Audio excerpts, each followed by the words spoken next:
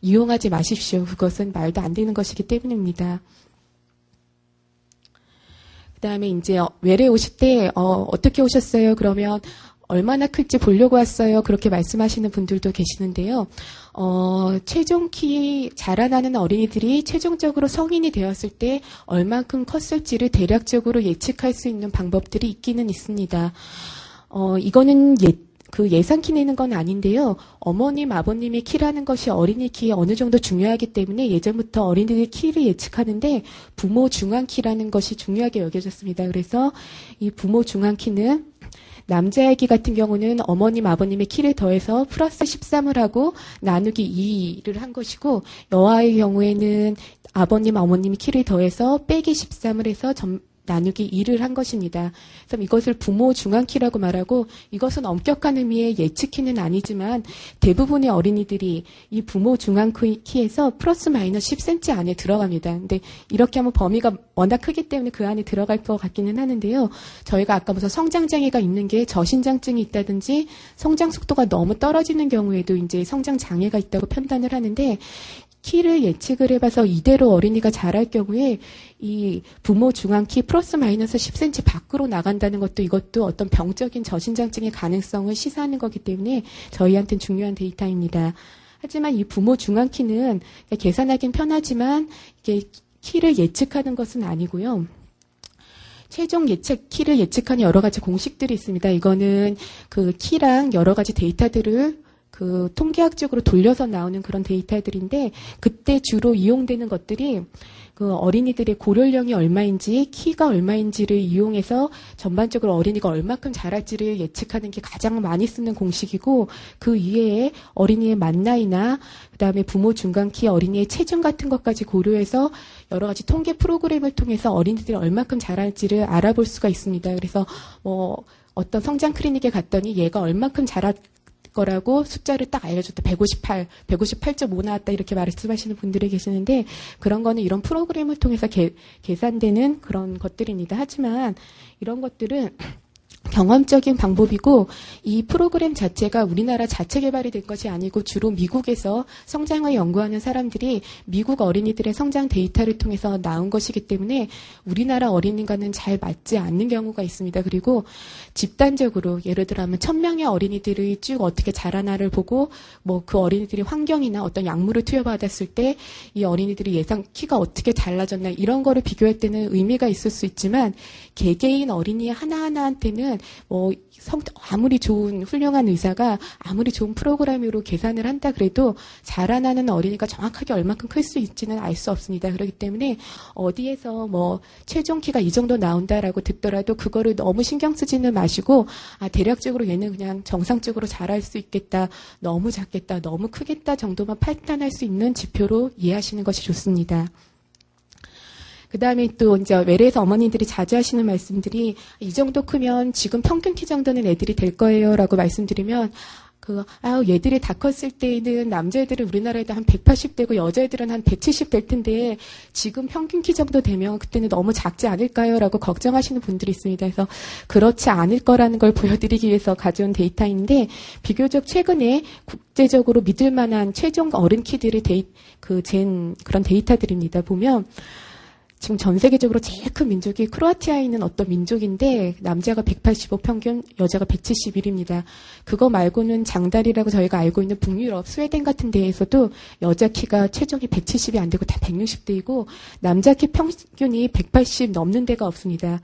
현재 우리나라는 남자 키 평균이 한 170에서 175 사이에서 왔다 갔다 하고 여자 어린이들 같은 경우는 한 160에서 165 사이에서 왔다 갔다 하는데 이 키는 일본보다도 크고 중국보다도 크고 타이완보다도 큽니다. 그래서 저희랑 비교적 민족이 비슷한 모든 나라 중에 현재 우리나라가 가장 크고 예전에는 워낙 우리나라가 이제 가난하고 영양 상태가 안 좋았기 때문에 시간이 좀 지날 때마다 해서 진짜 신체 계측을 같이 하면 애들이 최종 키가 조금씩 계속 커졌어요. 그래서 1960년대 키보다는 70년대 키가 커지고 70년대보다는 80년대 키가 커졌는데 90년대 후반에 신체 계측을 하고 2000년대 작년에 이제 다시 신체 계측을 했더니 최종 키에는 크게 달라진 바가 없습니다. 단지 어린이들이 좀 빨리 커서 초등학교 애들은 굉장히 더 커졌어요. 그러니까 좀 조숙한 경향들이 생겨서 특히 여자애들 같은 경우는 빨리 커서 빨리 멈추는 경향이 있기 때문에 애들이 지금 뭐 초등학생인데 저만큼 정도 애들이 다 큰데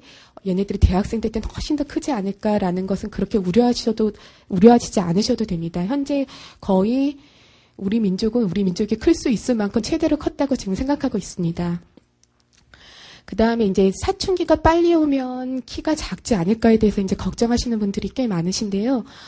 성조숙증이라는 병이 있습니다. 이거는 병적으로 사춘기가 너무 빠른 것인데 여아에서 만 8세 이전에 남아에서 만 9세 이전에 2차 성징이 나타나면 그러니까 여자애들 같은 경우는 뭐 가슴이나 음모나 월경 같은 게 생긴다든지 남자애들도 뭐 고환이 커지거나 음모가 나거나 뭐 그런 변화가 그런 만 8세, 만 9세 이전에 생기면 병적으로 사춘기가 빠른 것이고 그런 것을 성조숙증이라 그러는데 이 성조숙증은 사춘기가 빠름으로써 생기는 여러 가지 심리적인 문제도 있지만 너무너무 빨리빨리 진행이 돼서 성장도 빨리 멈추기 때문에 키도 최종적으로 굉장히 작은 경우가 대부분입니다. 그래서 이것은 저신장증이랑 연관이 된다는 것이 잘 알려져 있는데 하지만 정상 범주 내에서 그냥 사춘기가 좀 빠를 경우에도 키가 다 작을까? 이건 어떻게 보면 좀 복잡한 얘기인데요. 그 어린이들 키를 생각을 할 때 성장을 보는 사람들은 얘네들의 키를 이렇게 쭉 어떤 패턴을 가지고 볼 때 사춘기 이전에 크는 키랑 사춘기에 크는 키를 좀 나눠서 생각하는 경향이 있습니다. 왜냐하면 그때 키 크는 뭔가 기전 같은 게 좀 달라지는 면이 있기 때문에요. 근데 이제 여러 가지 애들이 키는 크는 그런 데이터들을 쭉 모아보면 이제 사춘기가 빠를 경우에는 이 노란색이 사춘기 전 성장인데 사춘기가 비교적 좀 빨리 시작했기 때문에 사춘기 시작 시키는 좀 적습니다. 하지만 사춘기가 정상 범위에서 약간 빠른 경우에는 사춘기 그러니까 중에 키가 좀 더 많이 크는 걸로 돼 있습니다. 반면에 사춘기가 느린 경우에는 엄마들이 이제 가슴도 늦게 나고 월경도 늦게 하니까 얘가 키가 더 많이 클 수 있을 거라고 생각을 하는데 사춘기 때 급성장 폭이 훨씬 더 좁은 걸로 돼 있습니다. 그래서 정상 범주 내에서 사춘기가 약간 빠르거나 늦은 거는 최종 키에 크게 영향을 주지 않는 것으로 되어 있습니다. 그래서 아무튼 좀 사춘기가 이제 전반적으로 성숙이 빠르고 그런 경우에는 어릴 때 키가 컸던 거에 비하면 최종적으로 약간 키가 작은 경향은 있을 수 있습니다. 어릴 땐 얘가 어디 가나 항상 컸는데 최종적으로는 그냥 보통 정도밖에 안 되는 경우가 있지만 정상 범위의 빠른 사춘기는 대부분 저신장증을 유발하거나 너무 작은 키를 유발하지 않기 때문에 성장과 관련된 어떤 치료의 대상이 되지 않습니다. 다음에 이제 성장 클리닉을 오실 때 이제 어머님들이 많이 이제 고려하고 오시는 게 혹시 성장 호르몬을 쓰면 이제 어린이들한테 어떤 좋은 이득이 있을까라는 것을 이제 많이 기대하시고 물어보시는데요. 현재 성장 호르몬 적응증은 이런 질환들입니다. 그러니까 뇌하수체 질환이 있어서 성장 호르몬 결핍증이 있거나 아까 말했던 터너 증후군이라는 어떤 유전자 이상에 의한 질환, 만성 신부전, 투석하는 어린이들은 키가 잘 안 큽니다. 그래서 그런 어린이들, 프라더울리 증후군이라는 좀 희귀한 어떤 질환, 그 이외에 특발성 저신장증, 이거는 좀 개념을 이해하기가 힘들 수도 있는데요. 특별한 원인 없이 굉장히 키가 작은 경우입니다. 그래서 얼마나 작은가 하면은 다 컸는데도 버스 손잡이를 손으로 잡을 수가 없다든지 너무 작아서 운전을 할 때 핸들과 페달을 동시에 밟는 게 불가능하다든지 해서 일상 생활하는데 문제가 될 정도의 어떤 그런 작은 키들 하지만 어떤 질환은 없는 경우 그런 걸 특발성 저신장증이라 그러고요. 부당 경량화는 출생 시부터 원인이 아주 다양하지만 엄마 뱃속에서도 계속 작게 태어나서 출생 시도 체중이 적었고 계속 작게 자라는 애들이 있습니다. 그런 경우가 이제 보통 성장 호르몬의 적응증인데 이 적응증이 이렇게 되는 경우는 이러한 질환이 있을 때에만 성장 호르몬들이 유의하게 어린이들 키의 예후를 좋게 만들 수 있다고 되어 있는 그런 것들입니다. 그래서 만약에 이제 정상 어린이들이 키는 아주 작지는 않고 그냥 키는 좀 작거나 아니면 가족적으로 좀 작아서 작은 어린이들 같은 경우에 성장 호르몬을 썼을 때 효과가 어떨 것인가? 효과가 좋을 거에 대한 예측은 전혀 할 수가 없습니다. 근데 단지 특발성 저신장증의 경우에 성장 호르몬을 잘 쓰면 키가 상당히 크는 경우도 있기 때문에 그를 특별한 검증 없이 그냥 연장선으로서 생각을 해가지고 정상적인 어린이들도 좀 더 키가 클 수 있지 않을까라고 생각을 하나 실제로 써보면 별로 효과가 없는 경우가 많습니다. 그렇기 때문에 정상 범주의 키인 어린이에서 성장 호르몬 투여는 절대 권하지 않습니다.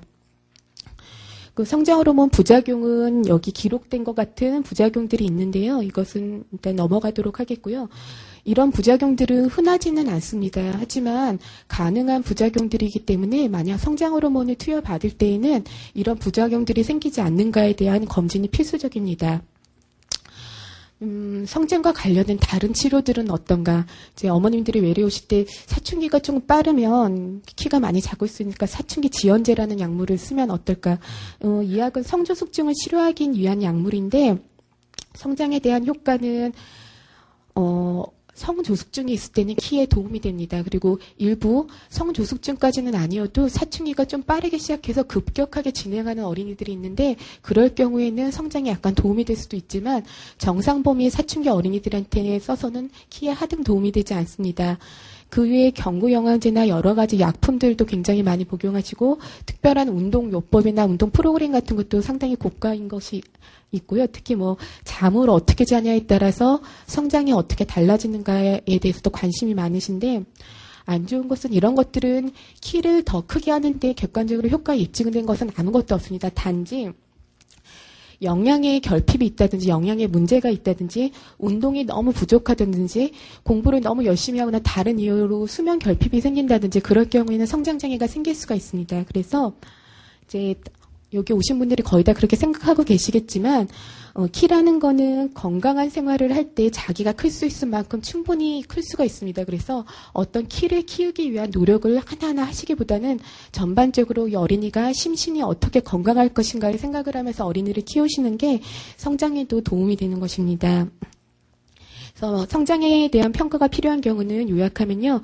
같은 또래에서 키가 300분위수 미만인 경우, 그러니까 성장 장애가 있는 경우, 학동기 아동의 경우 연간 성장 속도가 4cm 미만인 경우에 사춘기가 여아에서 8세, 남아에서 9세 이전에 시작되었거나 사춘기는 그러니까 유치생 시작은 되었는데 키가 너무 작은 경우, 이럴 경우는 한번 진찰을 받아보시는 게 좋고요.